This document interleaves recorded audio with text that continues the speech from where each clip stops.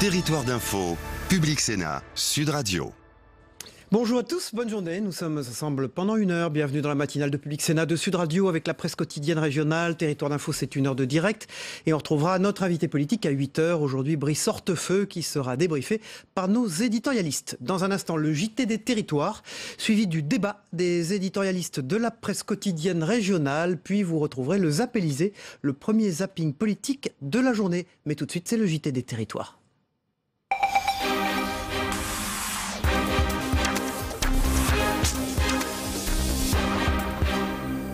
On commence ce journal avec à 34 ans un Gérald Darmanin qui est depuis la semaine dernière donc le ministre de l'Action et des Comptes Publics. Une ascension fulgurante mais aussi un coup de tonnerre politique par l'ex-coordinateur de la campagne de Nicolas Sarkozy pour la primaire. Celui qui était jusqu'à présent maire de Tourcoing dit tout, confidence et perspective au micro de Christophe Lefebvre pour La Voix du Nord depuis Tourcoing même. Écoutez un large extrait de ses confidences. C'est très compliqué à dire parce qu'on entend des noms égrenés, on sait qu'on doit être nommé, en même temps on se dit que c'est trop beau pour être vrai, que c'est si important qu'on n'y croit pas. Et puis au bout de quelques minutes, un petit cœur qui bat, on pense à son parcours. Et moi j'ai pensé à ma maman, voilà, qui m'a toujours accompagné, qui sans jamais vraiment tout comprendre de ce que je faisais, a toujours été fière depuis que j'ai le baccalauréat. Donc vous imaginez le fait d'être ministre de la République, c'était un moment, je crois, très important pour elle, pour ma famille, mais aussi pour moi, de rentrer dans ce que, non pas je souhaitais, moi j'ai jamais vraiment souhaité être ministre, moi ce que je souhaitais c'est servir mon pays, d'abord dans l'administration, ensuite dans ma vie locale et nationale, et puis voilà, c'est la possibilité d'être reconnu pour faire ça. Par la suite, il y a eu les coups de fil, les textos, le coup de fil qui a le plus compté, la félicitation qui était la plus importante pour vous, c'était laquelle ? C'est toujours très familial. C'était mon père, avec qui j'ai toujours eu des relations fortes, mais pas toujours rapprochées, qui m'a félicité, voilà. Et c'était, j'ai jamais eu beaucoup de félicitations de mon père, et voilà, j'étais heureux.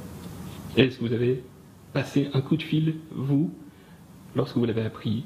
Est-ce que vous avez voulu annoncer la nouvelle en personne à quelqu'un qui vous a accompagné, quelqu'un de proche ? Oui. Moi, j'ai appelé tous ceux qui comptaient dans ma vie, les gens que j'ai servis, les gens qui m'ont aidé, parce que moi, je suis devenu collaborateur, puis j'ai rencontré des gens. La vie, c'est une fête de rencontres, hein, c'est pas simplement que du travail, c'est aussi de la chance. Je pense à des gens comme Philippe Vasseur, comme Jacques Toubon. J'ai appelé Nicolas Sarkozy, bien sûr, j'ai appelé Xavier Bertrand, mais j'ai aussi appelé Didier Drouin, mon fidèle premier adjoint. J'ai appelé des gens qui m'avaient embauché, qui m'avaient trouvé un stage. Voilà, je trouvais que c'était important que de le faire. Et puis j'ai appelé aussi mes amis, ceux qui ne font pas de politique, qui d'ailleurs ont un regard très distancé avec tout ça, qui en général d'ailleurs me font plein de reproches. Et voilà, je leur ai dit simplement que je les aimais, que c'était grâce à eux en grande partie. Voilà. Commune rurale cherche médecin traitant. La mairie de Brault et Saint-Louis dans le Nord Gironde a lancé un appel au milieu médical. Au mois de juin, le dernier médecin quittera ses fonctions et laissera ainsi 1525 habitants sans médecin traitant. Sur fond de désertification médicale des campagnes, la municipalité fait tout pour trouver un remplaçant. Création d'un pôle santé et diffusion d'une plaquette vantant les charmes de la commune. Reportage de Julien Privat pour TV7 en Gironde. À 45 minutes des plages et de Bordeaux, un taux d'ensoleillement et de température supérieur à Biarritz. Autant d'arguments censés convaincre un médecin de venir s'installer à Brault et Saint-Louis, commune de 1543 habitants. Eh bien, le médecin il peut venir ici parce qu'on est bien, on est à la campagne. On a besoin d'un médecin, même plusieurs. Même 2 médecins, ça serait bien, quoi. Les avantages, c'est que y a quand même des commerces à proximité, il y a une nouvelle pharmacie et puis les patrons sont super bien. Mais surtout, la commune a pour projet d'ouvrir un pôle santé d'ici janvier 2018. 400 mètres carrés où une quinzaine de professionnels vont pouvoir exercer. Un investissement important de la part de la mairie, 850 000 €. Le premier coup de pioche a été donné il y a 2 semaines, donc là on est au stade des fondations. C'est un lieu qui est bien pensé, qui rentre dans l'air du temps, quelque chose de sympathie. Quant à l'ancien médecin, le docteur Jean Boisvert, il effectuait près de 240 km par jour. Fatigué, il exerce désormais dans un autre cabinet de la banlieue bordelaise.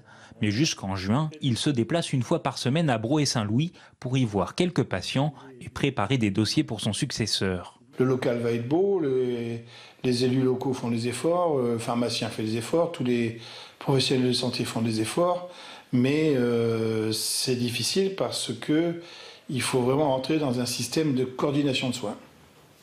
En tout cas, avec cette annonce originale, la petite commune de Brault et Saint-Louis, connue notamment pour la centrale nucléaire, espère attirer rapidement la venue d'un nouveau médecin qui s'installerait pour quelques années au moins.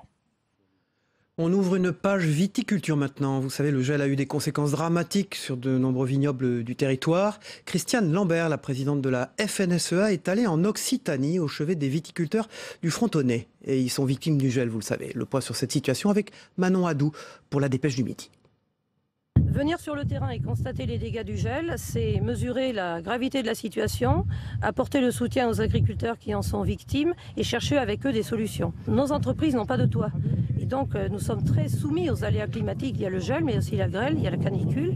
De plus en plus, les producteurs comprennent que l'assurance peut être un atout, mais les dispositifs d'assurance sont à améliorer. Nous y travaillons, que ce soit sur les seuils de déclenchement ou sur les prises en charge. L'Occitanie est touchée, 20 000 hectares dans l'Aude, 20 000 hectares dans l'Hérault. Cahors, catastrophique, 90%, c'est un vrai souci. Et après, nous, 30% ou 40% sur le Frontonnais, pareil à Gaillac, il y a eu du Gers touché, donc il y a quand même un gros problème de gel. Ce n'est pas une anecdotique si elle est là, c'est parce que quand même on a eu un impact sévère. Moi, sur mon exploitation, personnellement, je pense qu'à 50%, je serai à peu près 50% de la récolte de l'année dernière. Donc le manque à gagner, c'est le chiffre d'affaires. Après, derrière, il y a des charges, et bien sûr, je vais limiter les charges de la saison. Et le problème, c'est moi. C'est moi, mon revenu qui va disparaître pour l'année. Par contre, lorsque les conditions climatiques sont réunies, la récolte est bonne dans certaines vignes. La période de floraison, une étape cruciale puisque déterminante pour la future récolte, a donc commencé dans de bonnes conditions. Exemple dans le Biterrois, terroir historique de la viticulture française, l'agglo Béziers Méditerranée mise en effet sur la valorisation de ce patrimoine pour hisser le nouveau Béziers à la place occupée il y a un siècle, celle de capitale mondiale du vin. Arnaud Boularan pour TV Sud. C'est pour ça que c'est assez fugace, ça peut durer, la floraison dure 2 jours en fait. Ici à Béziers, la vigne s'apprête à vivre un moment crucial de son cycle de vie. Épargnés par les gels tardifs et les aléas climatiques des seins de glace, ces pieds de chardonnay entament leur floraison, fugace et fragile comme chaque année. Il faut un temps relativement chaud, sec, pour avoir de bonnes conditions de fécondation de nos fleurs. Cette étape est plus que cruciale pour les viticulteurs puisqu'elle détermine le potentiel de la récolte à venir. Et la récolte peut s'avérer fructueuse à en juger par l'activité de la cave. À la Chevalière, 4 millions de bouteilles sont étiquetées chaque année. Une production, un savoir-faire et un terroir qui savent séduire une clientèle étrangère. On travaille à peu près à 85% à l'export. On est très fort dans les pays scandinaves puisqu'on est numéro 1 des ventes donc en vin blanc sur la Norvège. On travaille pas mal avec le Canada, pas mal aussi avec la Hollande. Enfin, on est très tourné vers l'export.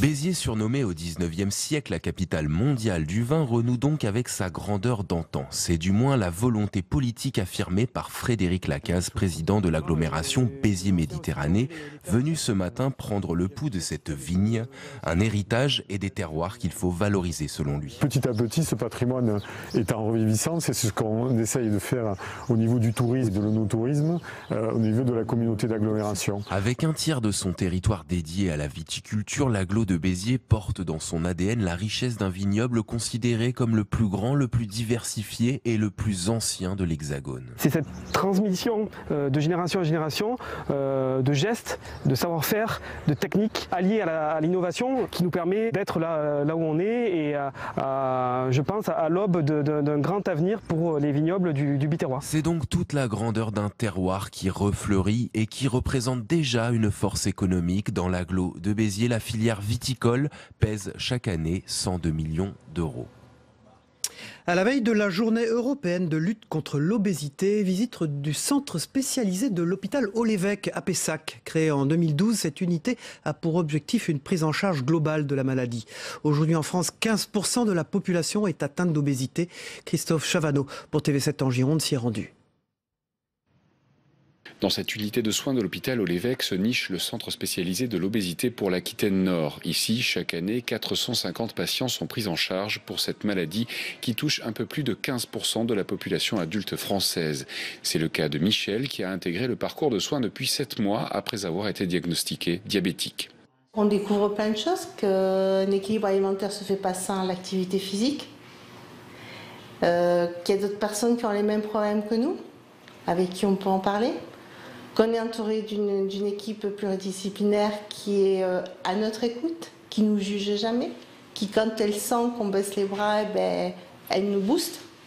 Et ça, c'est quelque chose qui est important pour les gens qui ont un problème de poids, parce que des fois, vous avez les bras qui baissent.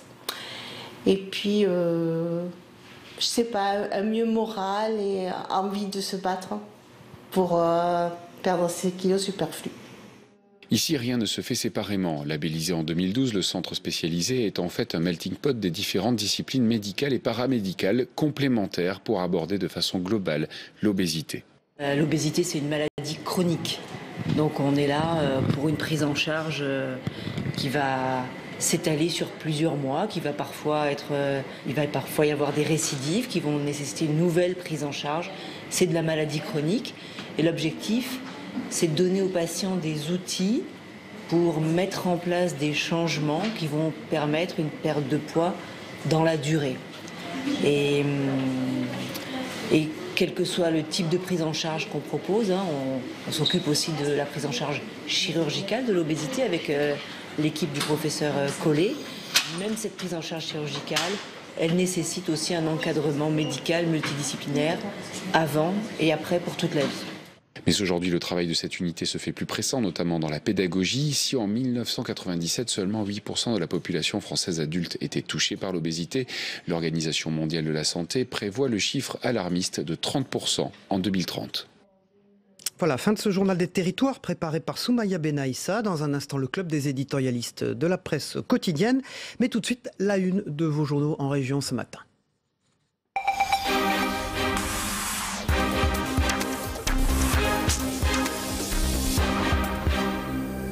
Avec les unes politiques de la presse quotidienne régionale pour commencer, avec le Courrier Picard qui titre ce matin 3 semaines pour devenir député. Les candidatures pour les législatives sont closes, les tractations ont duré jusqu'au dernier moment.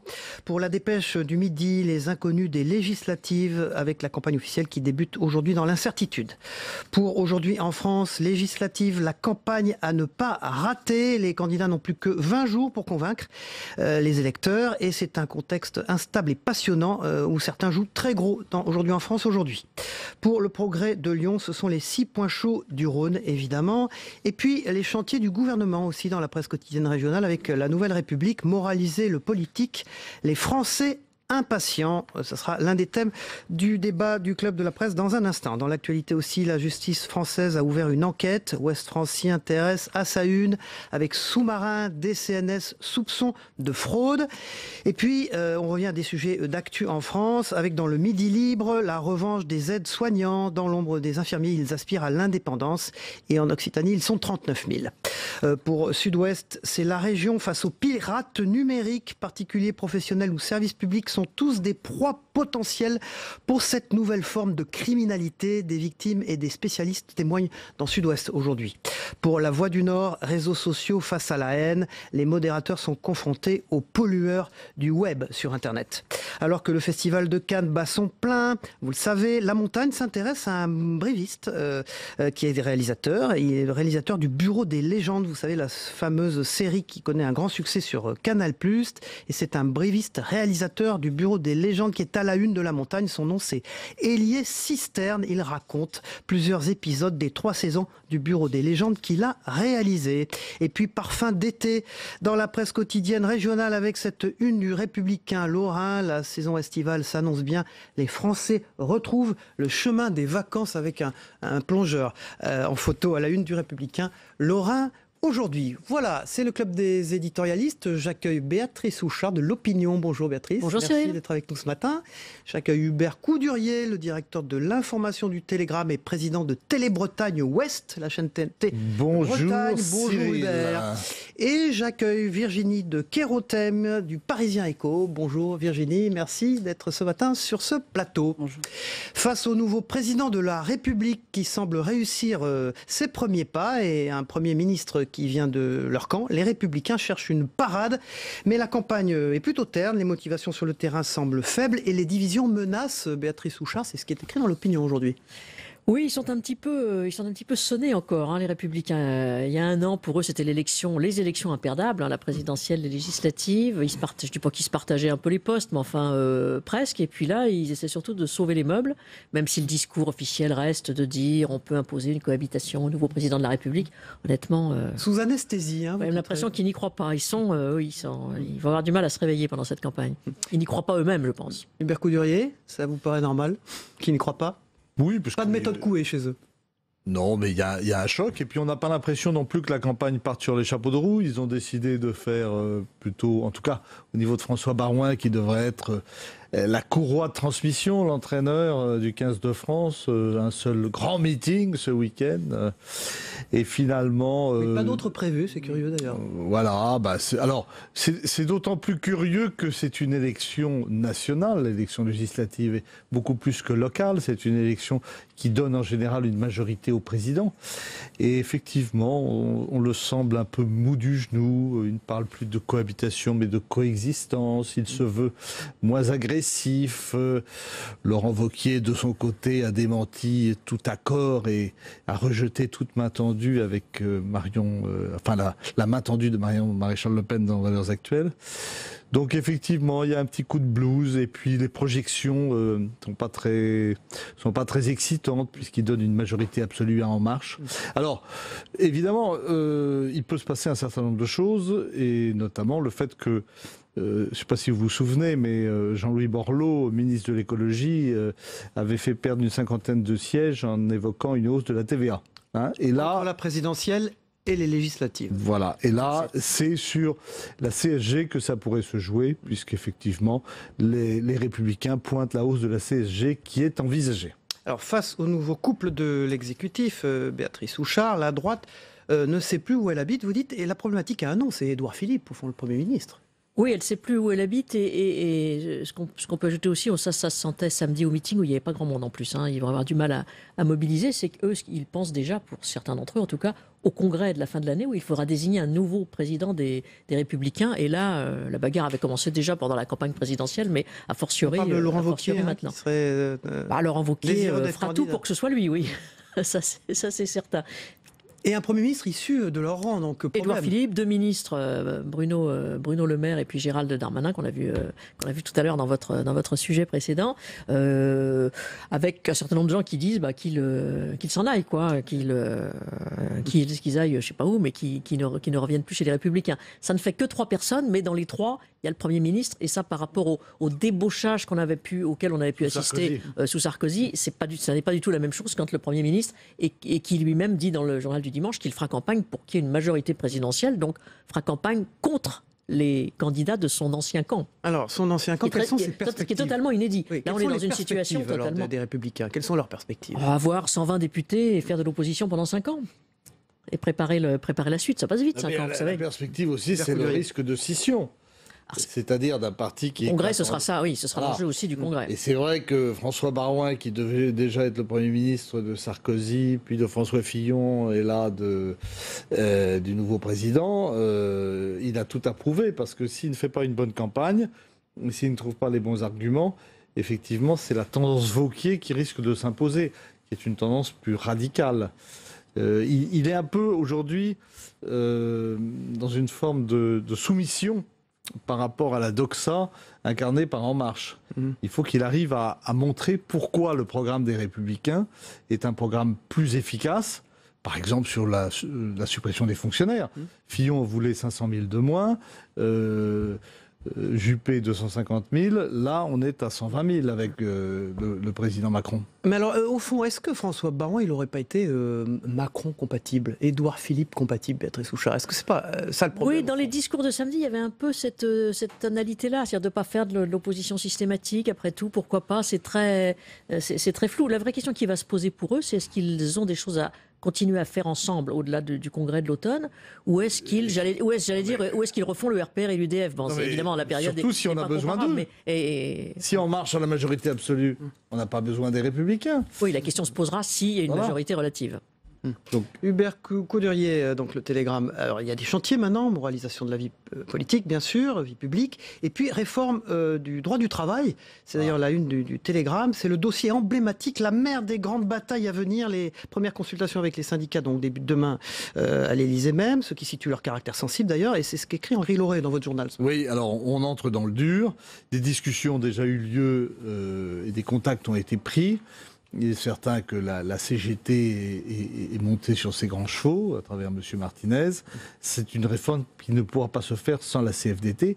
Et il va falloir tout le talent d'Emmanuel Macron, qui s'était beaucoup impliqué dans la réforme du travail, la loi du travail, la loi Macron 1, et auquel Manuel Valls avait coupé l'herbe sous le pied en utilisant le recours au 49.3, il va devoir faire preuve d'une grande habileté, parce que c'est quand même là-dessus qu'il va être jugé. S'il arrive à faire passer une loi El Khomri 2, enfin Macron 2, et qu'il obtient des résultats avec un contexte économique qui est plutôt favorable, il aura gagné son pari. Et tout le monde sait que le pari Macron va se jouer dans les 100 prochains jours. La loi sur la moralisation de la vie publique, je dirais, c'est un artefact, c'est quelque chose qui... Porté par François Bayrou. Hein. Voilà, c'est quelque chose qui est dans l'air du temps et qui ne soulève aucune difficulté. Bon. En revanche, c'est cette loi sur le code du travail qui peut faire baisser le chômage, accompagné d'un environnement économique favorable. C'est donc une réforme lancée. C'est la mère des grandes batailles à venir, comme dit le Télégramme aujourd'hui. Oui, le samedi, les Républicains ont dit aussi que les législatives étaient la mère des batailles. Donc, il y a tellement de mères des batailles, on ne sait plus combien il y a de batailles, on ne sait plus combien il y a de maternité dans cette histoire. Il faut une majorité présidentielle. Bien sûr, c'est la condition. Ils ont fait un truc assez malin. Le conseiller social de l'Élysée, il était directeur de cabinet de Myriam El Khomri. Le directeur de cabinet de la ministre du Travail, Muriel Pénicaud, il était au MEDEF. Et le conseiller social de Matignon était juppéiste. Ce qui est plutôt assez malin pour entamer demain, puisque ça va commencer demain, les discussions avec les représentants des syndicats. Et du je ne pense pas qu'il y aura de passage en force. Il y a déjà beaucoup de discussions aujourd'hui. Ils vont sans doute lâcher quelque chose sur le plafonnement des barèmes des indemnités prud'homales. En contrepartie, ils seront intransigeants sur d'autres. Il y a quand même l'idée d'un compromis qui s'esquisse. Alors, un petit mot sur la méthode Le Maire. Donc on a vu qu'il avait fait un joli coup quand même. Hein. Le ministre de l'économie a annoncé hier des engagements supplémentaires de PSA et de Renault en faveur du sous-traitant automobile menacé de liquidation. Est-ce que c'est une bonne chose, là, Béatrice Souchard, que le gouvernement montre une méthode comme ça extrêmement pragmatique? Il a téléphoné aux deux PDG. Oui, est-ce que ça s'est vraiment réglé en 3 jours? Je n'en sais rien. J'avoue que je ne connais pas précisément ce dossier. C'est forcément, en tout cas, il a obtenu un engagement. Voilà, c'est forcément une bonne nouvelle. Après, c'est comme d'habitude. Il faut voir si l'engagement est un engagement médiatique de ce week-end ou si réellement, bien sûr que c'est une bonne nouvelle. Dans son interview au JDD, le Premier ministre Édouard Philippe insiste sur la méthode. Concertation, beaucoup. Concertation et méthode qui passe aussi par le fait de ne pas trop parler aux journalistes. Ils ont tiré les enseignements des 2 précédents quinquennats, de l'incontinence verbale des précédents présidents, et donc ils ont décidé... Alors, ce qui d'ailleurs ne va pas sans crispation, puisqu'il y a eu une motion d'un certain nombre de directeurs de rédaction à la suite du voyage au Mali, où les autorités avaient choisi les journalistes qui pouvaient les accompagner. Et de préférence des journalistes de défense, c'est-à-dire pas des journalistes politiques qui sont toujours en train de chercher la petite bête et de spéculer. Il a assumé ce positionnement dans le JDD d'ailleurs. Oui, ça fait jamais de mal de taper sur les journalistes, surtout. C'est un peu du sous-Trump, si vous voulez. Alors on verra à l'usage. C'est vrai que pour les journalistes, être un peu moins prisonniers des éléments de langage qu'on leur distille à longueur de journée n'est pas forcément une mauvaise chose. Tout à fait. Très, très bonne nouvelle de ce point de vue-là. Alors, pas de bavardage, comment Edouard Philippe a dit, pas de bavardage permanent. Je pense que ça rejoint ce que disait Hubert tout à l'heure. À un mois des élections législatives, il faut mieux éviter l'énorme boulette, l'énorme gaffe d'un ministre, notamment dans les moins expérimentés, qui vont découvrir le métier pendant un mois, la boulette qui perturbe la campagne des législatives et qui fait perdre des points. Alors, un mot, je ne sais pas si vous en êtes une, mais enfin, vous êtes passé, en tout cas, pour connaître bien le Front National, un mot sur la grande solitude de Marine Le Pen. C'est compliqué, c'est compliqué pour elle cette période. Je pense pas qu'elle ait un moral au beau fixe. Elle a quand même. Donc elle a reconnu avoir raté le débat. Bon, ça. Oui, ses proches l'avaient beaucoup incité à revenir sur cette histoire et à purger en quelque sorte cette histoire du débat, surtout alors vis-à-vis de l'opinion publique, mais aussi beaucoup vis-à-vis de leurs propres militants qui n'ont pas très bien compris ce qui s'était passé ce soir-là. Ils n'ont toujours pas compris, nous non plus d'ailleurs. Vent de fronde, on disait. Voilà, vent de fronde pour dire bon bah oui, voilà, je me suis planté. Elle l'a pas dit comme ça, mais ça revenait au même. Donc ça c'est fait. Si elle devient députée, s'il y a un groupe parlementaire, ça va atténuer un petit peu les choses. Logiquement, elle est dans une circonscription très gagnable, 58%, elle a fait 58% au second tour. Normalement, elle doit devenir députée, comme son père à 2 reprises, en 56 et en 86. Le groupe parlementaire, logiquement, il devrait l'avoir, mais pas si simple que ça. Ils seront sans doute pas aussi en force qu'il l'aurait souhaité. Puis eux aussi, ils ont un congrès à la fin de l'année où il faudra régler la question de la sortie de l'euro. On la garde pas, on en parle autrement. Et puis les questions les deux lignes, la ligne Philippot, la ligne Maréchal Le Pen, qui n'est plus là, mais on se doute bien qu'elle n'est quand même pas très très loin. Donc non, c'est une période compliquée pour eux. Oui, enfin, c'est quand même on sent tout de même les inflexions à venir lors du prochain congrès. Sur l'euro, ils ont quand même clairement compris que c'était contre-productif. Donc la ligne Philippot risque quand même d'être abandonnée. Et par ailleurs, ils réalisent que sans alliance, ils ne peuvent aller nulle part. Ils vont se retrouver avec un petit groupe avec 15 à 20 députés maximum. On est dans le plafond de verre habituel. Un match à prévoir entre Jean-Luc Mélenchon et Marine Le Pen, là, à l'Assemblée, si chacun des deux, il y aura des éclats de voix et des envolées lyriques au menu, mais ça c'est le quotidien de l'Assemblée nationale, c'est plutôt bien. Ça fait plutôt Jean-Luc Mélenchon est un très bon orateur. Marine Le Pen peut l'être, pas le soir du débat, mais elle peut l'être. Donc ça fait de fortes personnalités, en tout cas, plutôt dans la tradition de l'Assemblée nationale, oui. Alors, Virginie de Kerothème, on termine avec vous, avec le Parisien Éco. Ce sont les enjeux et les défis de la silver economy dans le Parisien Éco aujourd'hui. Un marché vraiment très important. Oui, et dont le gouvernement, évidemment, va devoir se saisir, parce que c'est tous les problèmes de dépendance. Silver economy, il y a d'un côté l'économie du vieillissement qui démarre à partir de 75 ans à peu près et qui, évidemment... une mine d'or, vous titrez, une vraie mine d'or. Évidemment, parce que ça concerne à la fois, c'est un enjeu de santé publique, mais pour les entreprises, c'est évidemment l'occasion de s'adresser à ces seniors qui soient juste retraités et qui représentent évidemment une vraie mine d'or en termes de pouvoir d'achat, qui veulent partir en vacances, qui veulent s'acheter pour ceux qui ont évidemment les revenus qui le permettent.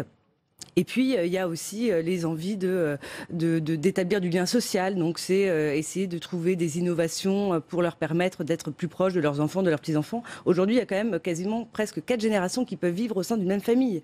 Donc, évidemment, il y a des enjeux forts, des enjeux de santé, évidemment.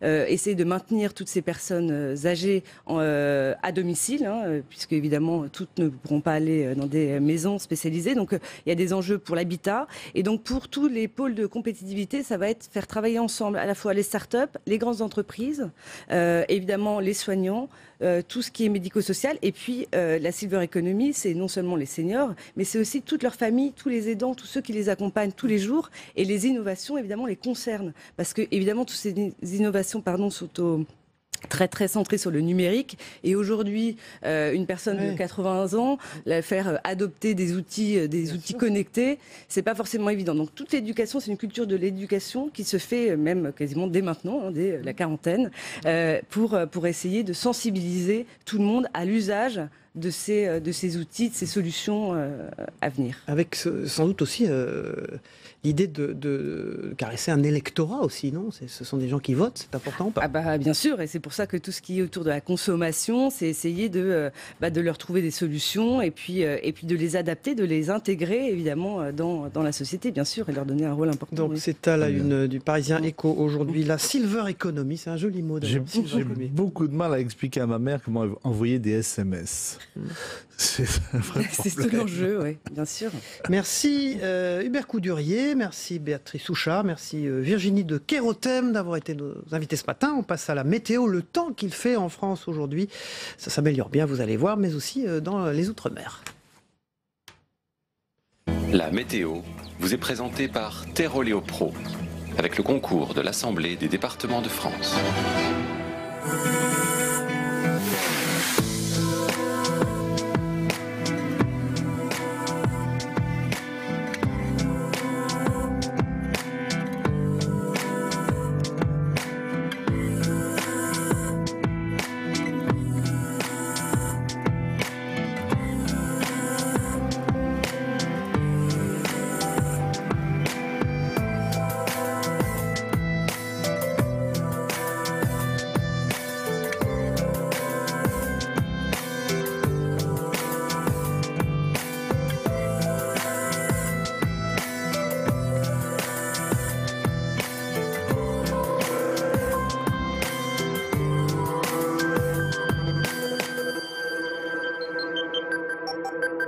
C'était la météo avec Terre-Oléo Pro et l'Assemblée des départements de France. Voilà, dans quelques minutes, c'est Brice Hortefeux, le vice-président LR du Conseil régional d'Auvergne-Rhône-Alpes, qui sera notre invité politique. Mais tout de suite, on passe au Zap Élysée, le premier zapping politique des matinales d'infos qu'on regarde ensemble.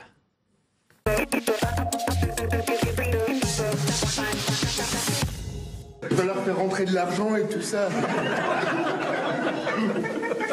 Non mais c'est vrai, vous avez raison, ça ne se fait pas tout de suite. Ça n'est jamais immédiat et il faut accepter de le dire. Une semaine après sa nomination, Édouard Philippe veut aller vite pour mener des réformes avec un chantier dès cet été, la réforme du Code du travail. Emmanuel Macron a nommé un Premier ministre de droite. Eh bien, allons jusqu'au bout de ses désirs les plus fous. Donnons-lui une majorité de la droite et du centre. Est-ce qu'il y a des alliances en vue ou quoi ? Moi, mon objectif, c'est de faire en sorte que le président de la République et que le gouvernement obtiennent la majorité la plus large. Comment peut-on avoir ce degré de cynisme je sais bien que c'est, vous savez, jugement très sévère ce matin sur Édouard Philippe. Mais c'est pas sur Édouard Philippe, c'est sur le comportement. Non, parler de cynisme, de fourvoyer. J'ai envie de plagier Valéry Giscard d'Estaing quand il disait à la gauche « Vous n'avez pas le monopole du cœur ». Eh bien moi j'ai envie de dire à En Marche, vous n'avez pas le monopole du renouvellement. Le renouvellement il est là. Sur 577 circonscriptions, 51 n'auront aucun candidat de la République En Marche. Aucun adversaire face au nouveau ministre de l'économie Bruno Le Maire dans l'Eure. Ça n'a pas été fait sur la base de calculs politiciens, ça a été fait au contraire dans la perspective de la construction d'une future majorité présidentielle. De futurs alliés à droite et à gauche, car plusieurs ministres sortants auront le champ libre. C'est le cas de Manuel Valls dans l'Essonne. Là, on a un peu le sentiment qu'avec cette forme de débauchage ou de protection, on reste un peu dans les critères classiques. Pendant qu'on y est, annulons les législatives pour effacer toutes les différences. Ce scénario, j'en suis désolé, ça n'est pas le mien, ça n'est pas celui de nos candidats, ça n'est pas le vôtre. On ne peut pas avoir comme avenir pour les 5 années qui viennent, peut-être plus d'ailleurs, En Marche et le Front National. Je fuis les extrêmes, je les ai combattus, j'ai appelé à voter Emmanuel Macron, peut-être l'un des premiers à 20h au soir du premier tour. J'ai été satisfait du résultat, mais je n'ai pas voté le projet En Marche. Quand on voit le programme d'Emmanuel Macron, du nouveau président, quand vous lisez ça, on ne voit pas le mot écologie, développement durable. Alors après, si on cherche bien, on va parler de transition énergétique. Bon. Emmanuel Macron dit qu'il veut donner à son épouse un rôle clair, voire un statut pour que tout ça soit clair. C'est une bonne chose de clarifier Non, je suis absolument hostile à tout ce qui met en scène le couple. Cette femme, dorénavant, aurait donc un statut qui dépend de son mari. Je trouve ça très machiste. Il le reconnaît lui-même. C'était pas ça fait pas partie de sa fibre. Voilà. Et bon, j'espère que ça va très très rapidement devenir son ADN.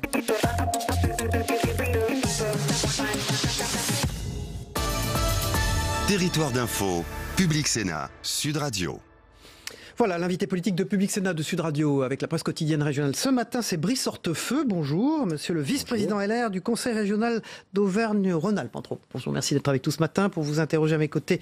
Véronique Jacquier de Sud Radio. Bonjour Véronique. Bonjour à tous. Et Gilles Leclerc pour Public Sénat. Bonjour Gilles. Brice Hortefeux, votre interview sera relayée sur tous les sites internet de la presse quotidienne régionale ce matin dans la matinée. Alors GMS, le ministre de l'économie, a annoncé hier soir des engagements supplémentaires de PSA et de Renault en faveur du sous-traitant automobile menacé de liquidation. Elle marche, la méthode Le Maire, alors? Naturellement, dès lors qu'il y a une bonne nouvelle concernant l'emploi, parce que c'est ça le sujet, on ne peut que s'en réjouir et bien il a téléphoné aux deux Carlos, Carlos Ghosn et Tavares, celui de PSA, pour demander qu'ils s'engagent. Oui, il a obtenu de l'un et de l'autre une augmentation de la commande, ce qui permet de résoudre provisoirement, et j'espère que ça sera durablement. Vous approuvez les méthodes de Bruno Le Maire? Bon, écoutez, si je vous disais l'inverse... Mais vous dites résoudre provisoirement, ça veut dire que c'est du déminage social, que c'est un peu de cosmétique. C'est un sursis. Pour que l'entreprise soit viable, il faudrait en tout qu'elle ait 40 milliards de commandes, millions de commandes. J'ai entendu, comme vous, les responsables syndicaux locaux expliquer que ça devait s'inscrire dans la durée. Mais en tout cas, c'est une bouffée d'oxygène et il faut donc se réjouir qu'elle soit là. Mais pour autant, ça ne veut pas dire que le beau temps est revenu. Sur la réforme du Code du travail, qui sera vraiment le premier grand rendez-vous de ce nouveau gouvernement, si elle va plus loin que la réforme qui existe aujourd'hui, plutôt dans le bon sens, en tout cas à vos yeux, est-ce que c'est quelque chose, si vous étiez parlementaire, que vous pourriez voter au fond? Je suis parlementaire, mais parlementaire européen.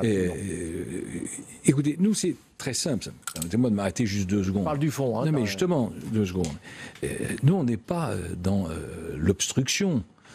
On n'est pas dans la destruction, nous sommes dans la construction. Donc si ça va dans le bon sens, ça veut dire que si ce gouvernement, un peu hétéroclite, prend des mesures qui vont dans le bon sens, naturellement on les approuvera, et si ce n'est pas le cas, on les dénoncera.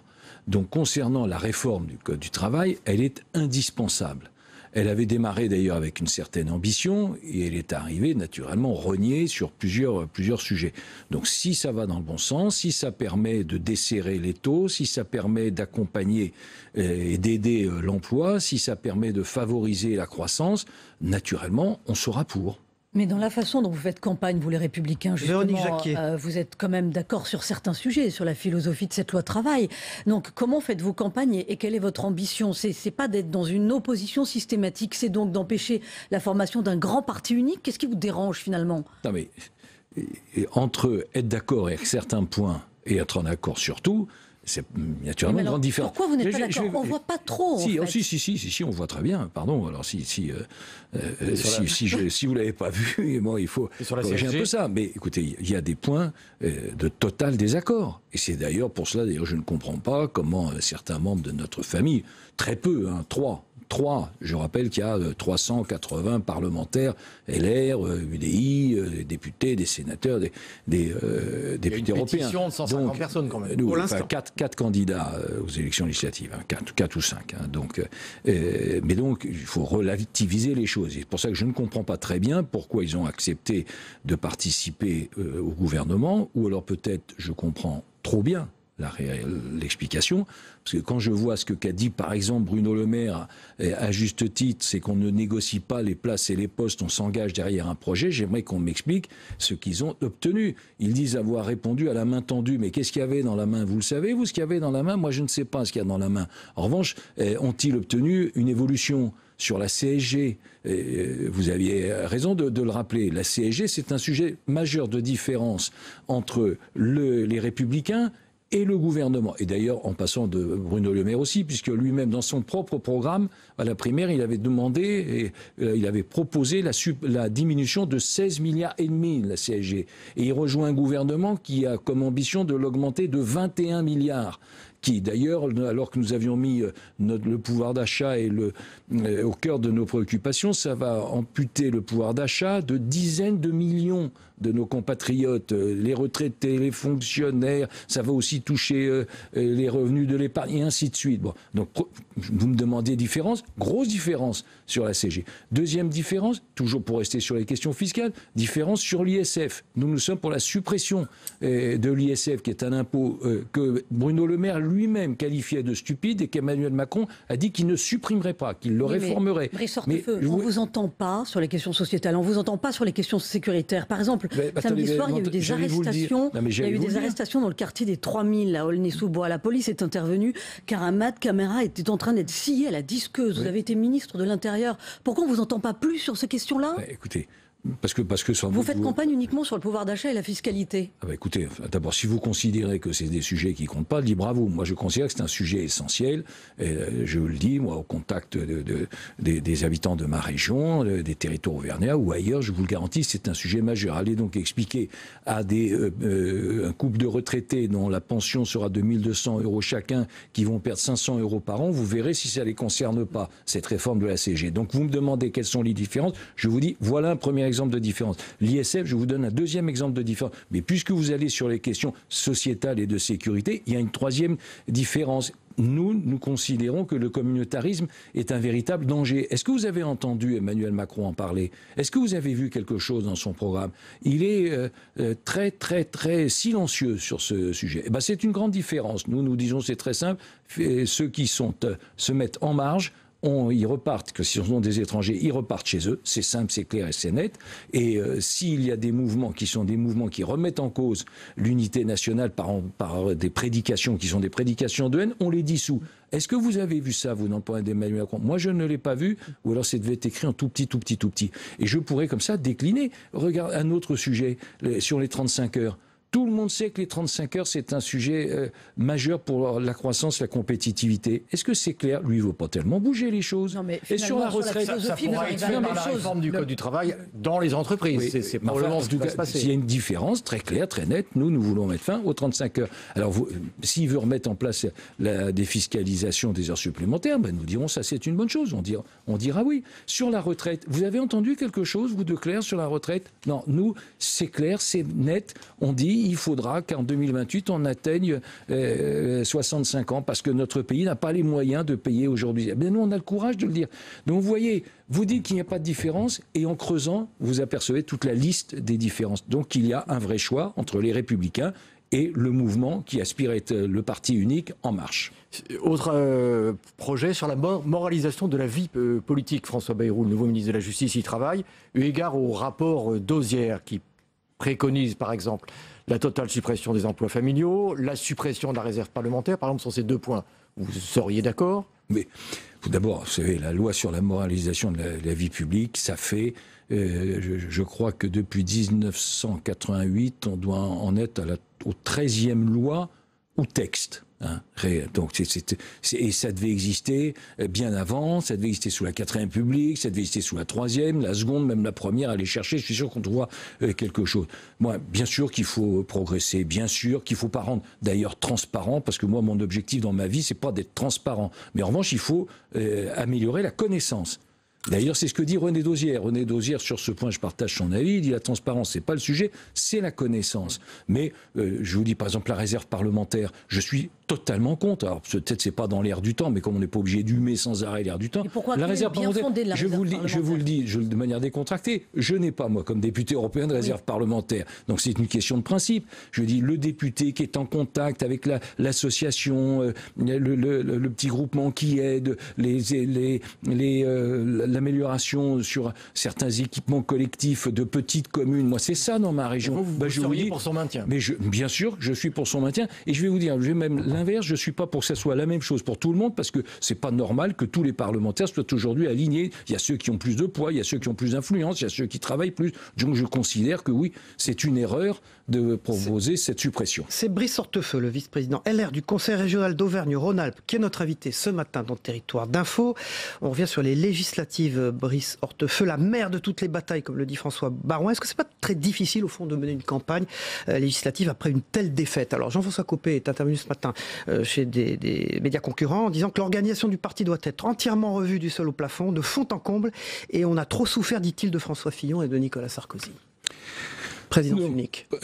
D'abord, concernant les législatives, bien sûr que on n'est pas dans le déni, bien sûr qu'on sait que c'est compliqué, il y a une espèce de tradition sous la 5e République, en tout cas depuis que les législatives suivent directement les présidentielles, pour que le président élu ait une majorité. Mais vous savez, comme le disait, je crois, c'est le maréchal Foch, accepter l'idée de la défaite, c'est déjà être vaincu. Donc nous n'acceptons pas l'idée de la défaite. Avant même qu'il y ait une autre défaite législative, vous avez Jean-François Copé ce matin, sur un média concurrent, qui dit il faut tout revoir de fond en comble. Voilà, on a trop souffert d'une présidence unique Sarkozy-Fillon. C'est vrai, vous partagez cet avis? Sur la nécessité de refonder de fond en comble, ça c'est sûr.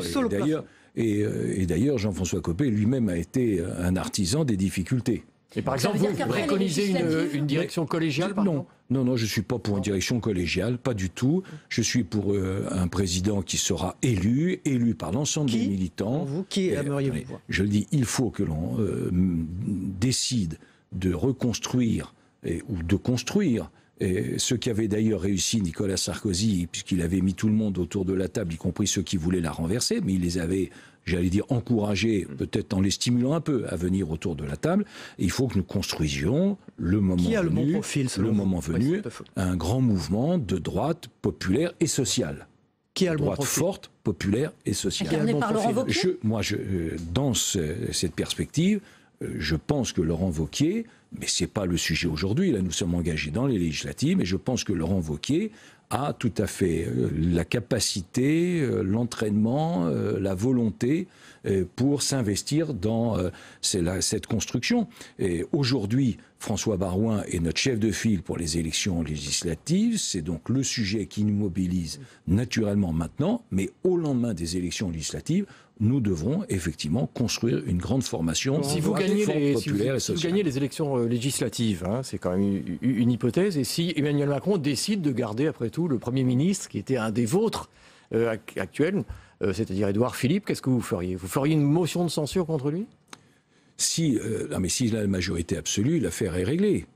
Non, mais si c'est vous qui gagnez les législatives. Si on gagne les élections, et si on gagne les élections législatives, encore une fois, je vous confirme à la fin de cet entretien ce que je vous disais au début, on n'est pas dans l'obstruction. Nous, on est positif. Mais si c'est les Républicains qui gagnent les législatives, c'est très simple. Si Emmanuel Macron dit je garde Édouard Philippe à Matignon. C'est très simple. Si nous gagnons les élections législatives, nous gouvernerons.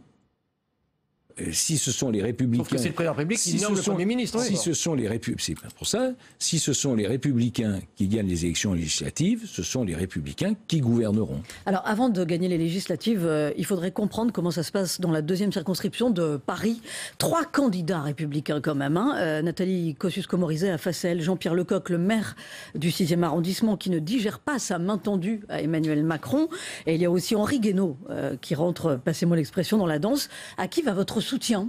Et qu'est-ce qu'il faut comprendre en fait de ces 3 candidats-là qui illustrent bien finalement la complexité de votre campagne, la complexité de s'y retrouver en termes d'identité qu'incarne les Républicains ? Je connais bien Jean-Pierre Lecoq, qui est un élu profondément enraciné, de terrain, qui connaît ses administrés. Et je connais bien sûr Henri Guénaud et ses passions. Et puis, il y a une candidate qui a été investie par notre famille politique. Mais vous digérez, vous, là, que NKM ait fait des offres de services à Emmanuel Macron ? Je ne suis pas pour ajouter du désordre à la confusion. Et de temps en temps, vous savez, il vaut mieux être solidaire et responsable. Donc, je soutiens naturellement la candidate qui a été choisie par ma famille politique. Ce qui n'enlève rien aux qualités de Jean-Pierre Lecoq. Au moment de l'élection présidentielle, François Fillon a dépensé de l'argent. Il reste encore de l'argent dans son mouvement. Est-ce que vous trouveriez normal, naturel, que cet argent soit rendu à votre famille politique ? Peut-être que ça pourrait servir pour les législatives, par exemple. Qu'est-ce que vous en pensez ? Juridiquement, rien ne l'y contraint. Moralement, tout l'y encourage. Brice Hortefeux, Nicolas Sarkozy, il vous fait des commentaires sur ce qui se passe aujourd'hui ? Non, il ne fait pas de commentaires. Aujourd'hui, il a tourné définitivement la page. Nicolas Sarkozy est dégagé naturellement de toute préoccupation électorale personnelle, mais il est attentif à la situation de notre pays, pas forcément à la situation partisane, mais à la situation de notre pays. Sans doute d'ailleurs a-t-il une place particulière, parce qu'il a un ancien chef de l'État, c'est une place particulière, mais en plus le concernant, il est le dernier candidat à avoir porté nos idées et nos valeurs, à avoir gagné. Donc je rappelle qu'on vient de vérifier que c'est pas si facile. Oui, mais avant d'avoir perdu, il a commencé par gagner. Donc c'est quand même dans cet ordre-là que je préfère les choses. Que vous préférez les choses. Merci Brice Hortefeux, vice-président LR du Conseil régional d'Auvergne-Rhône-Alpes. On a compris ce matin que vous étiez favorable à Laurent Wauquiez à la tête des Républicains. Merci. On passe au débrief de vos propos dans un instant.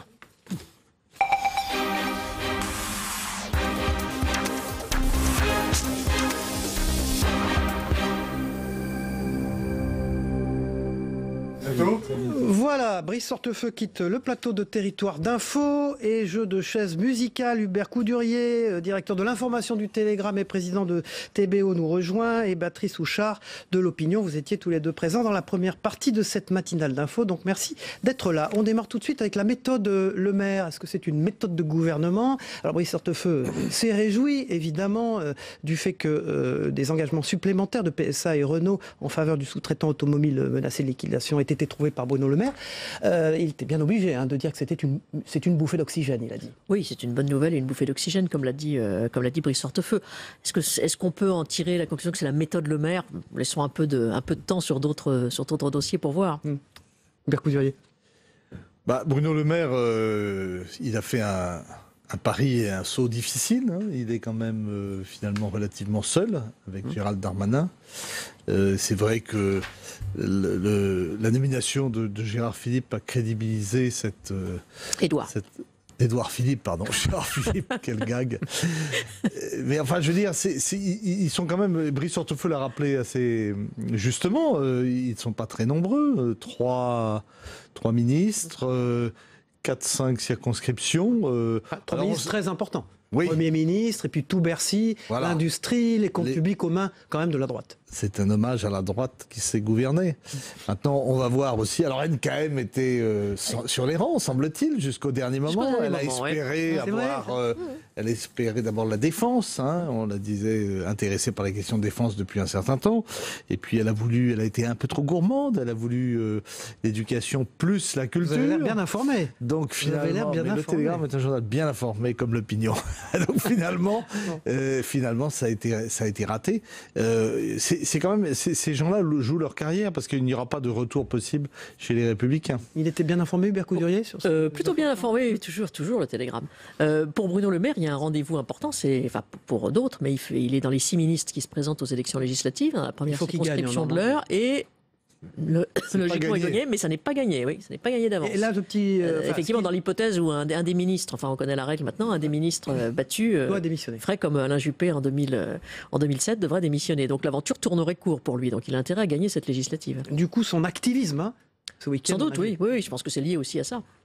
Alors, les législatives, la mère de toutes les batailles, comme le dit François Baroin, vous avez écouté Brice Hortefeux tout à l'heure intervenir sur ce plateau. On ne les sent pas, les leaders des Républicains, franchement, dans une énergie gagnante. Allez, on va rester sympa. Pas franchement, tout en citant le maréchal Foch, je crois, faut pas partir... mais ils sont quand même dans l'idée d'être la première force d'opposition à l'Assemblée nationale, oui. Opération, sauf même qu'il peut quand même. Oui, il y a un peu de méthode Coué sur si on gagne, bien sûr, on gouvernera. Oui, ça va de soi. Si les Républicains avaient une majorité absolue, c'est eux qui gouverneraient et imposeraient au président de la République une cohabitation dès le début du mandat, ce qui n'est jamais arrivé. Mais eux-mêmes ne semblent pas y croire avec force. Hubert Coudurier, on a noté un coup de chapeau et un soutien explicite d'une candidature Laurent Wauquiez à la tête des Républicains.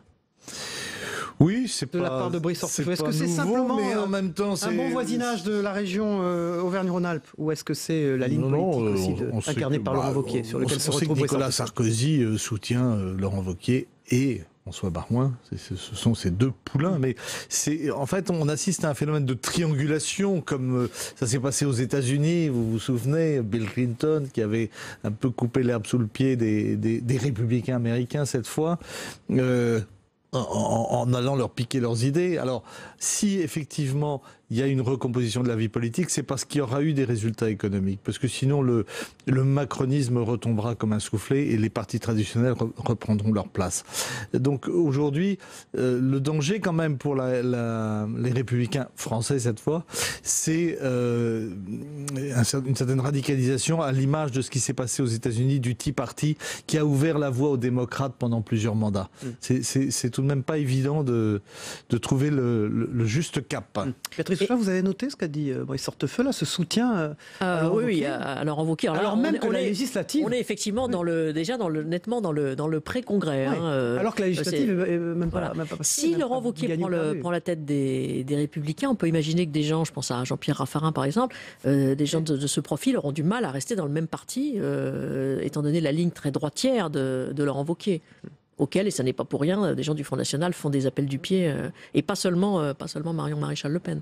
Vous avez vu ce que Brice Hortefeux a dit sur Nicolas Sarkozy, qu'il avait forcément une place à jouer, mais qu'il ne faisait plus de politique active, qu'il ne s'intéressait plus au fond à ce qui se passait chez les Républicains. Oui, on a du mal à le croire, oui. C'est difficile quand on a fait ça toute sa vie, tout d'un coup, de se dire oh, ce qui se passe dans ma famille politique, ça ne m'intéresse plus, personne ne va y croire. Après, est-ce que Nicolas Sarkozy peut encore avoir une influence? C'est une question. La campagne ratée de François Fillon soulignait en creux, malgré tout, les qualités de Nicolas Sarkozy.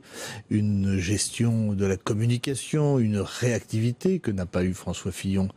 À partir du moment où le chamboule tout rebat les cartes, on peut penser que Nicolas Sarkozy aura peut-être, si la fenêtre s'ouvre, l'envie de revenir en politique. Il a quand même perdu la primaire. Il a perdu la primaire, mais qui s'en souviendra dans 2 ans. Franchement, il a perdu beaucoup d'élections, Nicolas Sarkozy. Il en a gagné beaucoup, mais il en a perdu aussi. Oui. Et ce qui compte, dans le fond, c'est l'énergie. Et chez Barouin, on sent pas vraiment l'énergie en ce moment. Donc, ce qui compte, c'est la détermination. C'est ce qui a permis à Macron d'être élu. Alors, Jean-François Copé, chez les confrères ce matin, vous l'avez noté, nous en avons parlé avec Brice Hortefeux, a cogné dur, en disant il faut tout refaire de fond. Il règle ses vieux comptes avec François Fillon, entre autres. En disant présidence unique, Sarkozy, Fillon, ça n'a pas marché. Il faut tout revoir de fond en comble, du sol au plafond. Oui. Ils vont revoir. Jean-François Copé n'a pas une crédibilité extraordinaire. On a oublié son score à la primaire, mais il n'était pas très élevé. Son score à la primaire, il y a eu toutes les remugles liées à la présidence de l'UMP, à son combat contre François Fillon. Mais en même temps, vous savez, en politique, tout change pour que rien ne change. Et donc finalement, toute cette génération de quinquas, finalement, elle est encore disponible pour servir. En même temps, il est assez normal qu'un parti politique éliminé du second tour de l'élection présidentielle, c'est arrivé aussi au Parti Socialiste, se remette un peu en cause et se demande pourquoi ça ne marche plus. Parce que le vrai problème, c'est ça. C'est que ça ne marchait plus, c'est qu'il n'y avait pas de discours clair adressé aux Français, pas d'énergie ou pas de... donc si effectivement il ne se pose pas quelques questions... on est aujourd'hui, le problème, ce sont des résultats. Voilà. Les Français ont demandé à la classe politique d'avoir des résultats. Et de dessiner un cap. Voilà, de montrer l'avenir, pas seulement les résultats. Ça peut se faire en cassant de la vaisselle, il peut y avoir un 3e tour social, mais il faut des résultats, comme ça s'est passé dans les autres pays européens. Et c'est vrai que je crois que Christophe Barbier a fait un livre qui s'intitulait « Deux présidents pour rien ». Pendant 10 ans, la droite a déçu. Elle n'a pas finalement eu les résultats qu'elle était en droit d'obtenir. Alors il y a eu la crise financière, mais aujourd'hui, il faut pouvoir, pour le moral du pays, pour sa dynamique, il faut des résultats en termes de réindustrialisation, en termes de baisse du chômage, et c'est la priorité, et c'est là-dessus que les hommes politiques seront jugés, et Macron le premier. Merci Hubert Coudurier, directeur de l'information du Télégramme. Merci Béatrice Houchat de l'Opinion d'avoir été nos invités ce matin pour décrypter l'interview de Brice Hortefeux que vous retrouverez sur les sites de la presse quotidienne régionale dans la matinée. Voilà, on passe aux Zappélisés, le premier zapping politique des matinales d'infos qu'on regarde tous ensemble.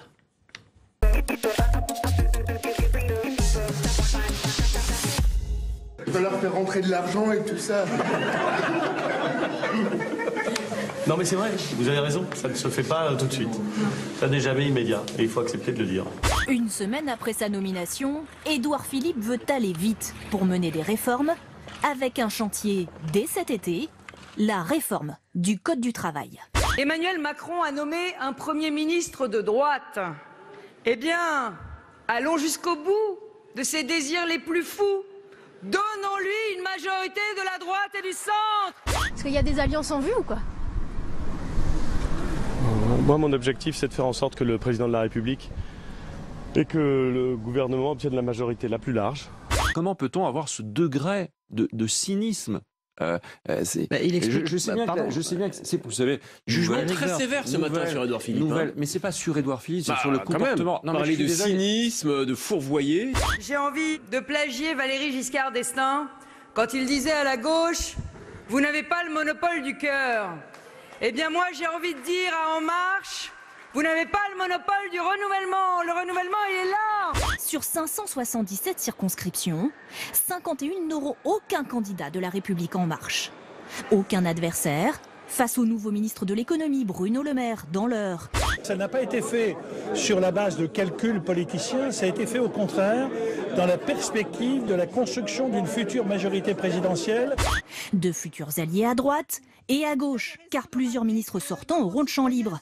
C'est le cas de Manuel Valls, dans l'Essonne. Là, on a un peu le sentiment qu'avec cette forme de débauchage ou de protection, on reste un peu dans les critères classiques. Pendant qu'on y est, annulons les législatives pour effacer toutes les différences. Ce scénario, j'en suis désolé, ça n'est pas le mien, ça n'est pas celui de nos candidats, ça n'est pas le vôtre. On ne peut pas avoir comme avenir pour les 5 années qui viennent, peut-être plus d'ailleurs, En Marche et le Front National. Je fuis les extrêmes, je les ai combattus, j'ai appelé à voter Emmanuel Macron, peut-être l'un des premiers à 20h au soir du premier tour. J'ai été satisfait du résultat, mais je n'ai pas voté le projet En Marche. Quand on voit le programme d'Emmanuel Macron, du nouveau président, quand vous lisez ça, on ne voit pas le mot écologie, développement durable. Alors après, si on cherche bien, on va parler de transition énergétique. Bon. Emmanuel Macron dit qu'il veut donner à son épouse un rôle clair, voire un statut pour que tout ça soit clair. C'est une bonne chose de clarifier Non, je suis absolument hostile à tout ce qui met en scène le couple. Cette femme, dorénavant, aurait donc un statut qui dépend de son mari. Je trouve ça très machiste. Il le reconnaît lui-même. C'était pas son... Ça fait pas partie de sa fibre. Voilà. Et bon, j'espère que ça va très très rapidement devenir son ADN. Voilà, fin de Territoire d'Info. On se retrouve demain matin à la même heure pour une nouvelle matinale d'information. À demain et bonne journée.